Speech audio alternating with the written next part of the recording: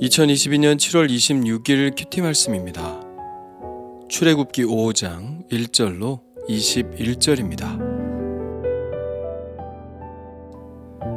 그 후에 모세와 아론이 바로에게 가서 이르되, 이스라엘의 하나님 여호와께서 이렇게 말씀하시기를, 내 백성을 보내라.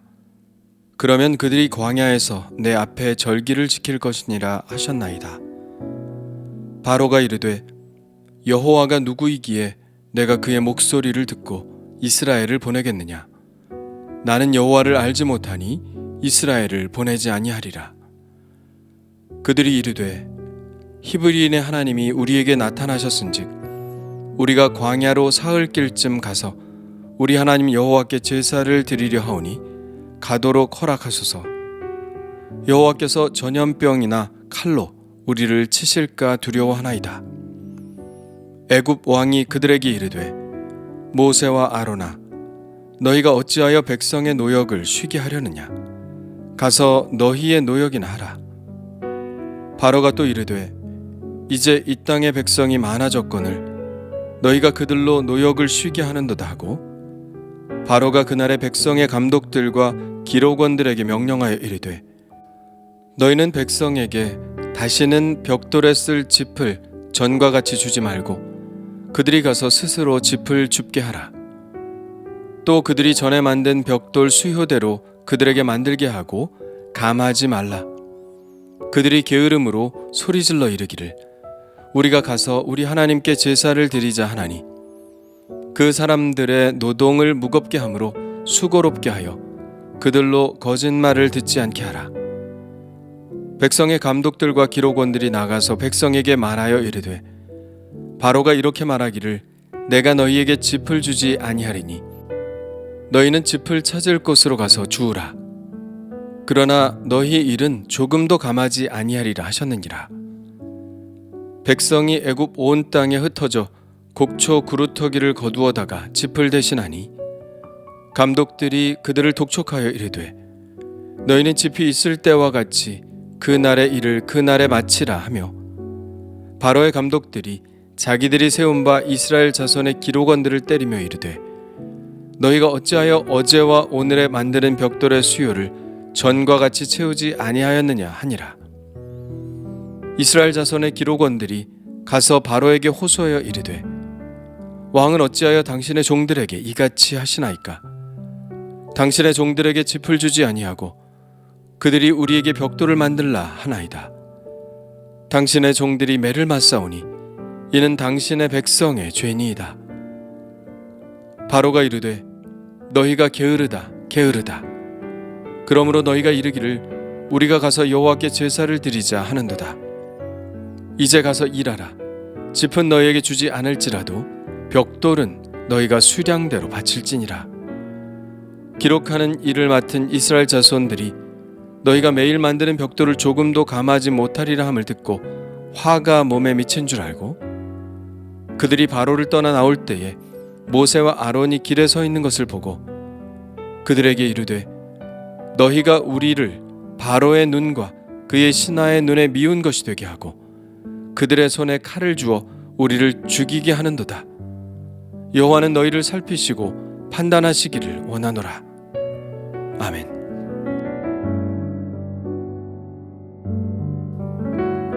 모세와 아론은 이스라엘 백성들의 지지를 등에 업고 바로에게 가서 하나님의 말씀을 전달합니다. 이스라엘의 하나님 여호와께서 이같이 말씀하시기를, 내 백성을 보내라. 그러면 그들이 광야에서 내 앞에 절기를 지킬 것이니라 하셨나이다. 모세의 첫 번째 요구사항은 광야에 가서 절기를 지키게 해달라는 것이었습니다. 애굽 땅은 우상이 이미 만연한 땅이라 거룩하신 하나님께 제사를 드리기 위해서는 광야로 가야 했죠. 바로의 첫 번째 반응은 예상한 대로입니다. 바로는 여호와라는 신을 모르기 때문에 조롱 섞인 말로 거절하죠.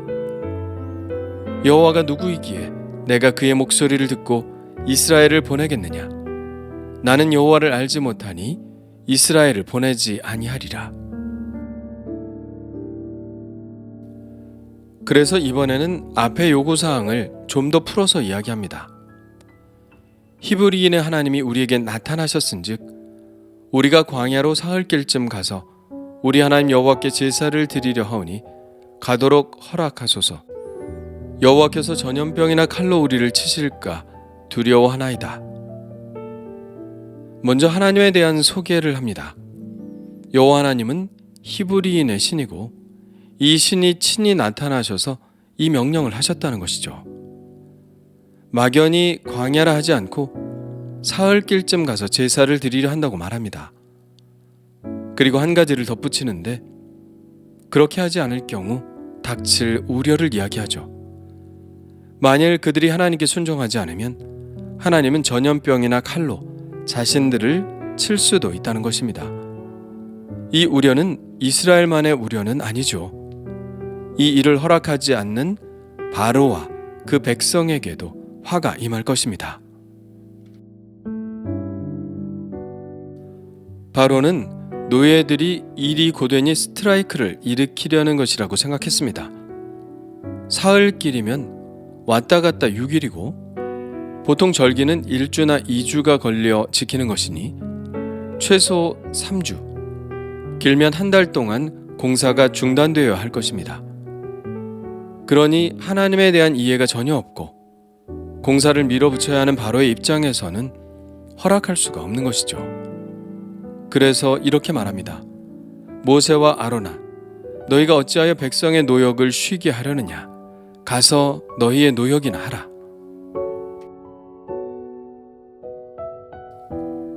반항이 일어날 조짐을 보일 때 보통 전제 군주가 하는 가장 빠르고 쉬운 방법은 그런 말이 나오지 않도록 더 심하게 압박을 가하는 것입니다. 바로도 예외는 아닙니다. 그들이 아직 덜 힘들고 덜 배가 고파서 그런 말이 나온다고 생각했습니다. 그래서 노동의 강도를 더 심하게 올렸죠.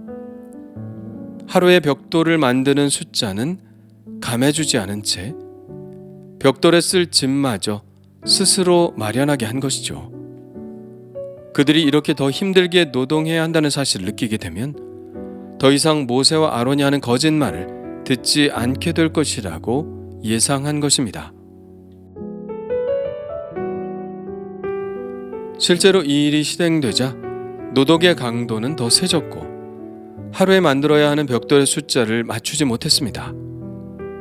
그러자 바로의 감독자들은 자기들이 세운 이스라엘 자손의 기록원들을 때리며 숫자를 채우라고 독촉했죠. 그러자 이스라엘의 기록원들이 바로에게 호소합니다. 왕은 어찌하여 당신의 종들에게 이같이 하시나이까? 당신의 종들에게 짚을 주지 아니하고 그들이 우리에게 벽돌을 만들라 하나이다. 당신의 종들이 매를 맞사오니 이는 당신의 백성의 죄니이다. 그러나 이것은 바로의 명령이니 바로가 이 말을 들어줄 리는 만무했습니다. 바로는 이렇게 말하죠. 너희가 게으르다 게으르다. 그러므로 너희가 이르기를 우리가 가서 여호와께 제사를 드리자 하는도다. 바로의 의도는 명확하죠. 가혹하다고 하면 더 가혹하게 해서 옛날이 더 낫다는 말을 하게 하려는 것입니다. 그래도 바로가 자기들의 사정을 들어줄 것으로 기대했던 그들의 기대는 무너져 버렸습니다. 이대로 가다가는 이스라엘 백성들에게 큰 화가 미칠 것이라고 생각했죠. 그들이 바로의 궁정에서 이런 생각을 하며 빠져나오는데 모세와 아론이 길에 서 있는 것을 보았습니다. 그러자 그들은 모세와 아론에게 달려들어 원망하기 시작했죠. 너희가 우리를 바로의 눈과 그의 신하의 눈에 미운 것이 되게 하고 그들의 손에 칼을 주어 우리를 죽게 하는도다. 여호와는 너희를 살피시고 판단하시기를 원하노라. 그들은 바로의 말에 완전히 설득이 된 것 같습니다. 너희가 이렇게 고생하게 된 것은 모세와 아론의 거짓말에 속았기 때문이다 라는 말이죠. 그들은 이제 모세를 신뢰할 수 없었습니다. 모세가 하나님을 만났다는 말도 거짓이라고 생각했죠. 모세가 의도하는 것은 그저 자신들을 죽이려고 바로의 미움을 받게 하려는 것이라고 생각했습니다. 그들은 바로가 아니라 모세가 그들을 괴롭게 만드는 주범이라고 믿었죠. 이것이 바로 이적과 고난의 차이입니다. 모세가 장로들을 모아놓고 이적을 베풀 때 그들은 모세를 믿었습니다. 4장 30절입니다.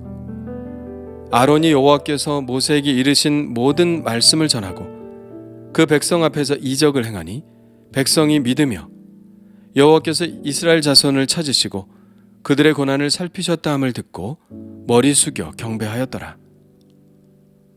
이랬던 그들이 고난이 찾아오니 믿음을 완전히 저버렸습니다. 하나님은 이적도 주시지만 고난도 허용하시는 분입니다. 고난은 불필요한 것이 아니라 불가피한 것입니다. 지금의 상태를 바꾸고 개선하려면 기존의 상태를 유지하려는 힘과 싸워야 합니다. 당연히 힘들고 어려운 고난을 맞게 되죠. 그러니 변화를 일으키려고 한다면 고난은 피할 수 있는 것이 아닙니다. 맞서야 하는 것이죠. 그런데 변화를 위한 고난을 두려워한다면 그저 옛생활 그대로 살아야 합니다. 고난 없는 변화는 없으니까요. 그래서 중요한 것이 믿음입니다. 변화를 위해 당연히 맞닥뜨려야 하는 고난을 이겨내는 힘이 바로 믿음이죠. 이 믿음이 없으면 우리는 조그만 고난에도 주저앉게 될 것입니다. 누군가를 원망하게 될 것입니다. 그저 옛날이 좋았다고 거짓 위로를 하게 될 것입니다. 고난을 이길 수 있는 힘은 믿음밖에는 없습니다.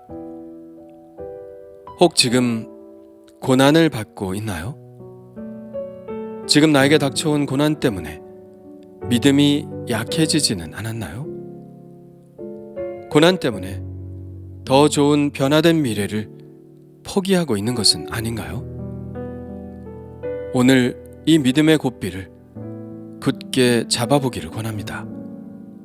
하나님이 보여주신 그 길을 따라 믿음의 고삐를 잡고 달려가기를 원합니다.